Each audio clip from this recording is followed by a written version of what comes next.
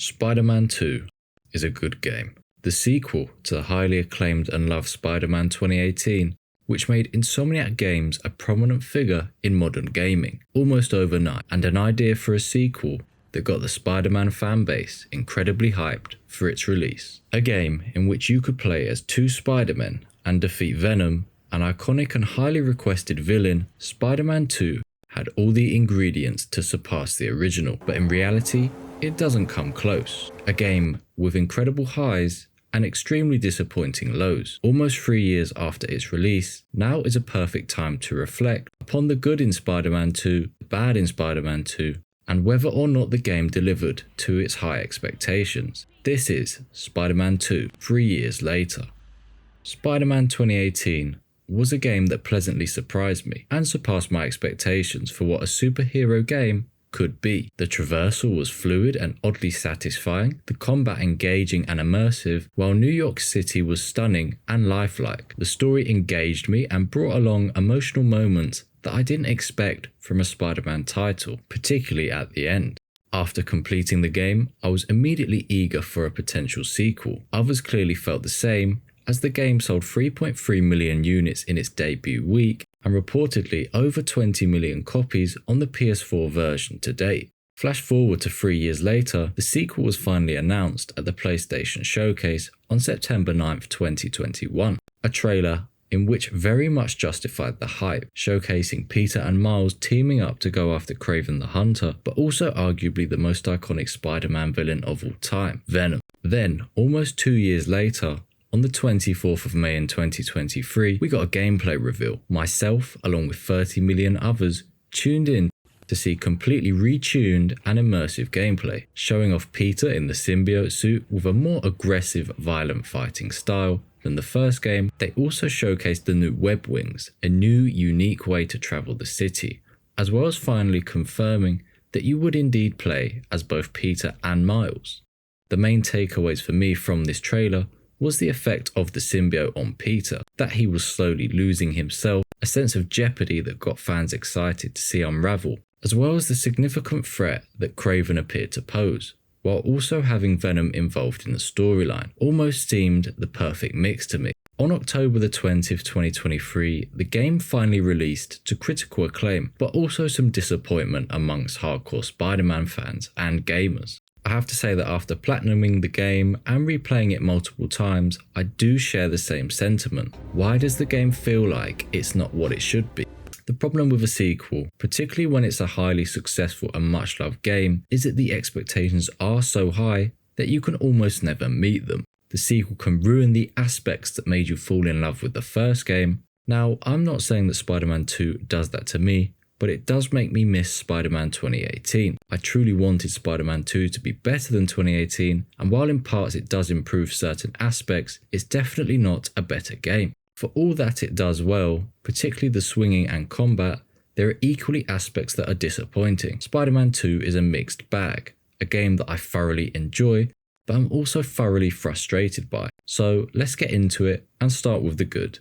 The traversal, from the blockbuster skyscrapers to the newly introduced suburbs of Queens, as well as Brooklyn, the environment is a joy to traverse through. Spider-Man 2 takes the successful foundations of movement from 2018 and builds upon it. For starters, you move at speed in this game, whether that's through the new slingshot mechanic, where you can launch yourself off of buildings at incredible speed, gaining significant distance, or the newly added web wings, in which you can fly through tunnels to gain speed and travel across different New York boroughs in seconds.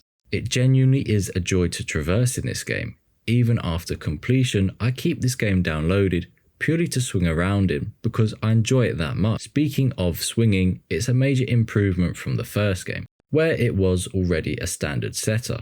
The movement is fluid, fast, and the animations are sleek, intentional, and realistic. For instance, when you are getting closer towards the ground, your velocity increases, which enables you to gain more momentum. The physics-based approach allows you to have mechanics that create an authentic Spider-Man experience, making you feel as if you are Spider-Man swinging through the city, which a top Spider-Man interpretation should always do. The variety of options you have is also impressive. You can start off by swinging, switch to the web wings to grab the wing gusts, and then switch back. The amount of combos and varieties keeps the movement fresh and engaging, no matter how much time you spend traversing. I have seen some discourse online about the web wings and that it renders swinging as useless, but I disagree. The web wings, in my opinion, give you a different option and a fun way to combine different movement mechanics with swinging. That leads to an overall experience that makes the traversal more fun and engaging than the first game does. I'd also like to briefly highlight the web lines you can use. You can now shoot web lines between structures,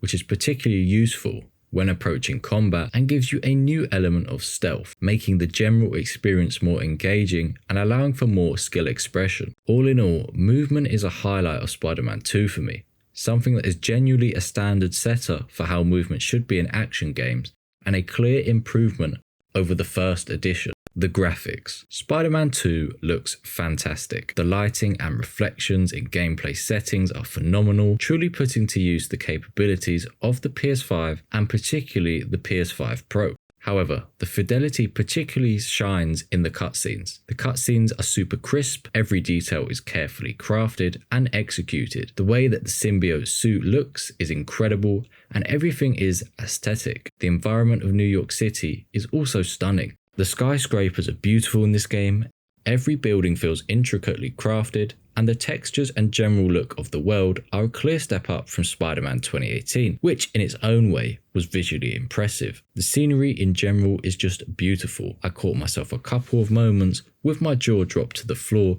because the game looks that good. For instance, going to Midtown and through Times Square, the visuals are almost unmatched. The screens feel alive and the reflections are done perfectly. No matter if you play on fidelity or on performance mode, the game will look incredible on PS5. It truly feels visually like a next-gen game, and I can't think of many games that can match it in recent memory. However, for a rumoured budget of $300 million, I would expect the fidelity to be of the highest quality, but at least Insomniac delivers in this aspect. The combat. The combat in Spider-Man 2 is built upon the foundation of the first game and is a marked improvement. Miles has his special electrical abilities, which are satisfying to use and never get old. Peter in turn was given symbiote abilities to match Miles in my view. And while I find the symbiote abilities extremely fun and entertaining to use, I would prefer a setup more in line with the first game, where Miles has his special ability and Peter has his tech about him. Nevertheless, combat with both is fluid, dual takedowns are smooth and almost cinematic at times, and the general feel in combat is fun and full of action. The notable highlight though is playing as Venom and fighting against the Oscorp workers or Kraven, where every move just feels so powerful, fluid, and just outright entertaining. When you get control of Venom for the first time, the joy and the feeling that you get is sensational. Using just brute force and vicious combat to effortlessly defeat your opponents is a brilliant idea and sets up the showdown between Spider-Man and Venom well. It's for me, arguably my favourite part to play in the entire storyline. The combos that you can chain as both Peter with symbiote abilities or Venom are just vicious, destructive, and the flow of these action sequences are a pleasure to play. Overall though, while I do love combat, I do have some minor issues with it. Firstly, that I think that the combat is actually too easy. I found all the hunter missions, boss battles, way too easy to complete, even on the hardest difficulty in Spectacular. It wasn't as challenging as I felt that it should be. The second is that I feel that there's too much reliance on combat and too much of it in the actual game. I get that as an action game, you need a lot of combat, but I feel it can get quite repetitive at times with the amount of combat that you actually have to do, particularly with the hunters and the symbiotes near the end of the story. It starts to get a little bit repetitive. Character performances and voice acting. Insomniac does a good job of conveying emotion through their characters. There are certain sequences, like when Miles first sees Lee, or Peter first inherits the symbiote suit, that do hit you in the core. However, with that being said, the emotional moments are definitely better in Spider-Man 2018, and you do feel more connected to the characters than you do in Spider-Man 2. I also think the voice acting and performances of Miles, Kraven, and Peter in particular stand out in this game, and it's clear Insomniac did a great job with them. Despite that, I do feel some character choices and performances were weak. compared to the first game. I felt MJ didn't quite have the same effect as I thought she would, and I feel the same about Hailey. Hailey is of course more of a side character and is also a deaf character, and while I appreciate the inclusion, I do think it was a poor choice. In my opinion, so much of what makes a character great is dialogue and sound. Tone and dialogue just give you something to feel invested in, so when I play through the cutscenes with Miles and Hailey, I don't enjoy them. I don't feel they add anything to the overall story, and I don't like the dynamic between them. In particular, I don't like the side mission as Hailey, where you go around painting. The lack of sound and dialogue makes me struggle to feel immersed into that particular storyline, and I found myself bored of it very quickly. Nonetheless, I enjoy the dynamics between Peter and MJ, as well as Miles and Genki, and how those relationships develop over the course of the game. Villains. Let's start with Kraven. The representation of Kraven in Spider-Man 2 may be the best that I've seen. Kraven has a fear factor in this game that you can feel straight away as soon as you're introduced to him. The way his only motive is to find a predator who's capable of beating him and achieving death makes him a fearless character who you as the player gain a level of respect for. Kraven starts off by hunting down enemies that you fought in the first Spider-Man. The ease with which he dismantles Scorpion and others make him intimidating and feel like a proper villain. You as the player are anxious but excited to face off against. The battle between Kraven and Venom is a real highlight in the game, and the way that his death happens is shocking and fitting as he finally meets his match. Speaking of Venom, let's talk about him. Venom is incredibly powerful and has to be one of the best portrayals of the character I've come across. The voice acting is excellent, some of the lines feel violent and instinctual, which makes you genuinely scared of Venom. That moment where you first gain control of Venom and wreak havoc all across Oscorp is probably the best moment in the game for me. The combat feels incredible there, and it makes you feel invincible as if you are actually Venom yourself. It's sort of a dream moment for the fans, and I think it truly lands in a way that was intended by the developers. The implementation of the character's power and destructive ability is done very well, and Venom truly does feel like an indestructible, undefeatable, purely evil character. Visually, Venom is excellently crafted. Everything from the reflections, the rain against him in the New York nightlight, the size of him compared to the other characters, it's all done very cleverly. It's done to a high quality as well. In general, the fidelity of Venom is highly impressive and genuinely makes my jaw drop every time I see him appear in a cutscene or even some gameplay. The transition from Kraven to Venom being the main antagonist is done almost perfectly, as the whole game you are told to fear Kraven as he's hunting you, yet when he encounters Venom, everything flips on its head, revealing that the villain that you should have been fearing all this time was the symbiote that was once a part of you as Peter. The effortless nature with which Venom dismantles Kraven is a fitting way to grip you as the player, so that you feel that power and intimidation that Venom holds. It's a shame that the rest of the story was rushed, because up to that point there was such a strong foundation built and not a lot of flaws with the story. New York City. Spider-Man 2 is a good looking game. New York City proves that. The art style is unique compared to other mainstream titles like Resident Evil and Ghost of Yotei, for example. And while it doesn't match either for me graphically, it's still a visually stunning game. The city feels alive and bustling with more energy compared to Spider-Man 2018. There's more people, more cars, more action going on, and the addition of the two new boroughs in Brooklyn and Queens makes it feel as if New York is more complete than the first game. All of this meshed together makes it feel like New York is a real place. There's more to do in this open world setting, whether that's just swinging aimlessly for fun, getting involved in the various side quests, or just admiring the city through the various landmarks showcased. All the little interactions you have with the NPCs, side missions, photo op, and even the Danicast, for example, make you feel immersed into the city as if it's your own city and that you're a part of it. Let's talk pure fidelity for a moment. The buildings and structures looked incredible in Spider-Man 2018, and in Spider-Man 2 they look even better. The textures are more realistic, making the buildings feel more individual and personalized. The reflections are better and highlight areas like Times Square, for instance, in a way that almost mirrors the real life thing. No matter the mode that you choose to play on, fidelity or performance, PS5 or PS5 Pro, the environment looks fantastic.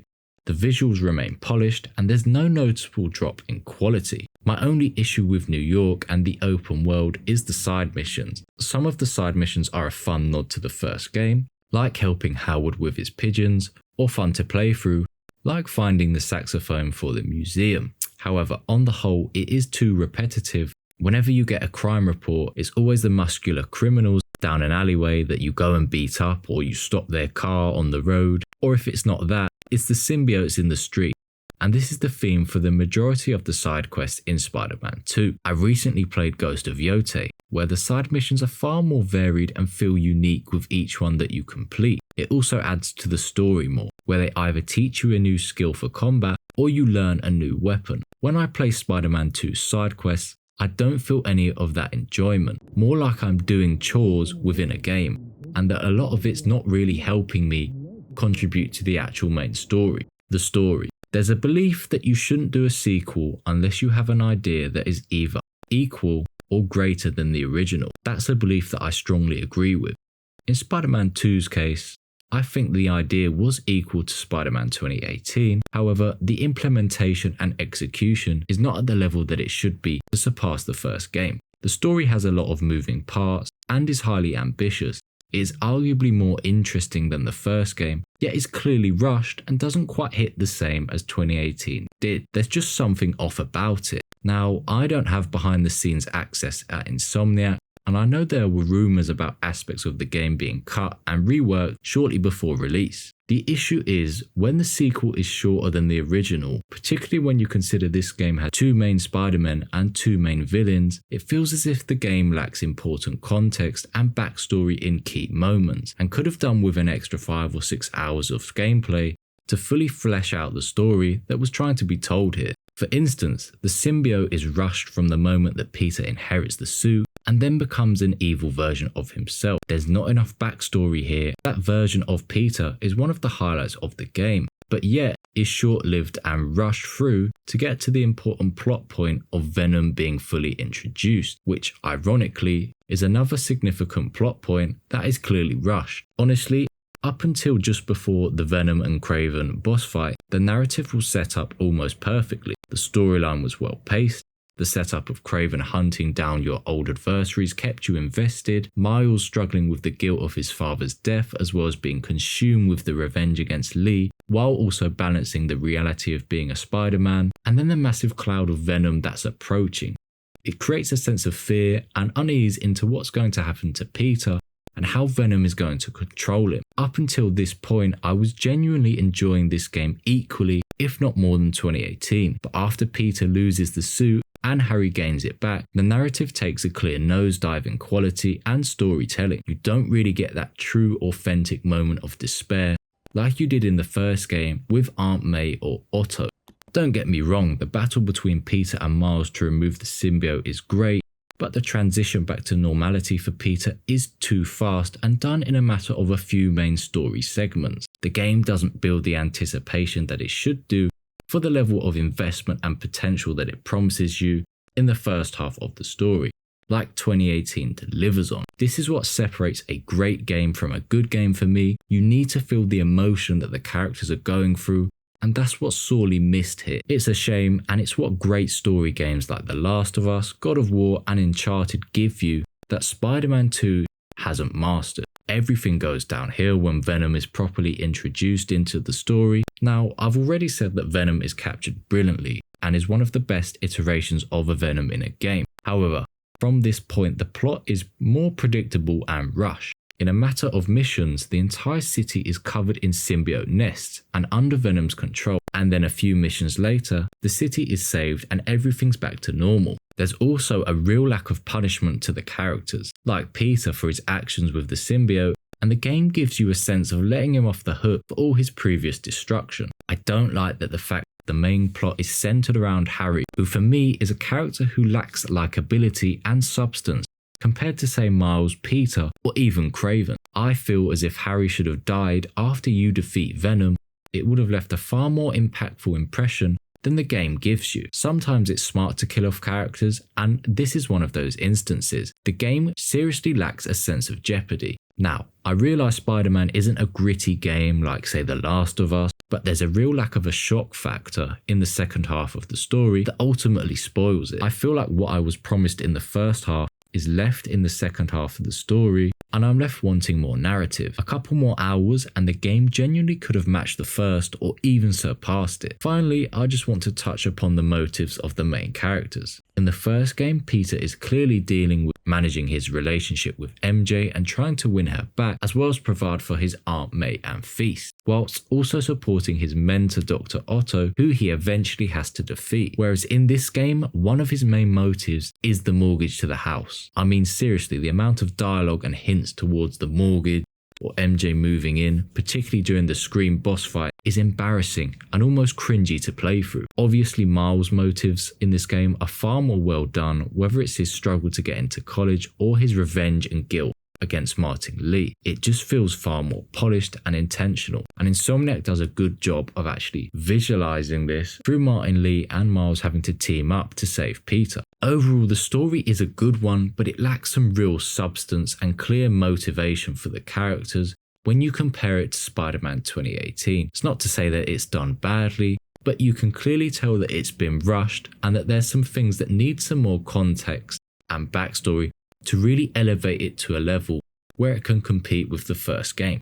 In conclusion, Spider-Man 2 is obviously a good game, a solid sequel, and one that I would probably give an 8 out of 10. It has incredible set pieces to play, genuine emotional moments, and great character performances. However, it lacks soul and clear intention in the most important plot points. It's clearly rushed and more of a what-if game for me. But it is a fantastic experience to play and well worth buying to play through, especially if you're a big Spider-Man fan. I hope you enjoyed this video essay and thank you for watching. Please comment down below and let me know your own opinions on this game and how you feel about it. Until the next one.